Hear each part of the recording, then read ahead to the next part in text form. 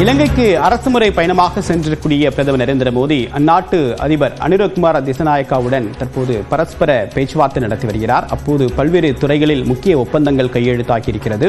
பாதுகாப்பு, சுகாதாரம், மருந்து துறைகளில் இந்த ஒப்பந்தம் கையெழுத்தானதாக அண்மை தகவல் வெளியாகிறது. மேலும் அங்கு 120 மெகாவாட் உற்பத்தி திறன் மிக்க அனல் மின் நிலைய ஒப்பந்தத்தை இந்தியா அமைக்கவிருப்பதாகவும் அதற்கான கையெழுத்தும் இந்த சந்திப்பின் போது மேற்கொள்ளப்படும் என்று ஏற்கனவே தெரிவிக்கப்பட்டிருந்தது. இந்த நிலையில் மீனவர் விவகாரம் தொடர்பாகவும் பேசப்பட்டிருக்கலாம் என்ற தகவல் வெளியாகியிருக்கிறது. விவரங்களோடு நிகழ்ச்சிய சிறப்பு செய்தியாளர் சுசித்ரா, விவரம் என்ன? இந்தியா இலங்கை இடையேயான ராஜாங்க ரீதியிலான பேச்சுவார்த்தை தற்பொழுது தொடங்கி நடைபெற்று வந்த நிலையில் அதிகாரப்பூர்வ ஒப்பந்தங்கள் என்பது தற்பொழுது 8 ஒப்பந்தங்கள் இந்தியா இலங்கை இடையே கையெழுத்தாகி இருக்கிறது.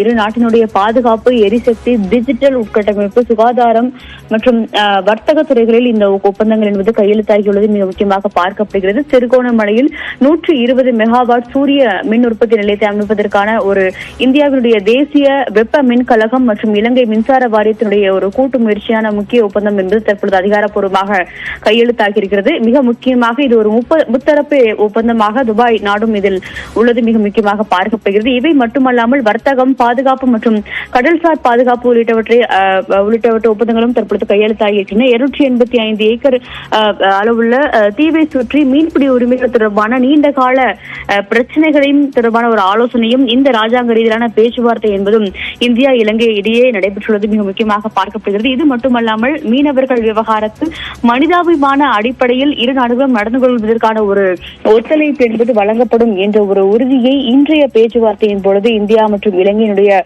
தலைவர்கள் வலியுறுத்தியுள்ளதாக கூறப்படுகிறது. தமிழ்நாட்டு மீனவர்கள், குறிப்பாக இந்திய மீனவர்கள் மீதான தாக்குதலை இலங்கை நடத்தக்கூடாது என்ற ஒரு வலியுறுத்தலை இன்றைய இந்த ஆலோசனையின் பொழுது பிரதமர் மோடி இலங்கை அதிபரிடம் முன்வைத்ததாகவும் முதற்கட்டமாக தகவல் வெளியாகி இருக்கிறது.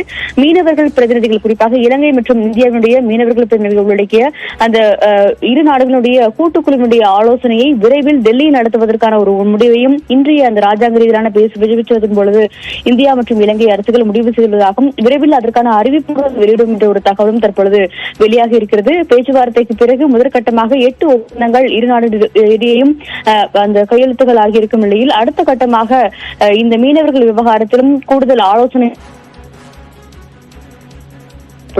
இந்திய வெளியுறவுத்துறை அமைச்சகம் உறுதிபட தெரிவித்துள்ளது. விரிவான தகவலுக்கு நன்றி சுசித்ரா.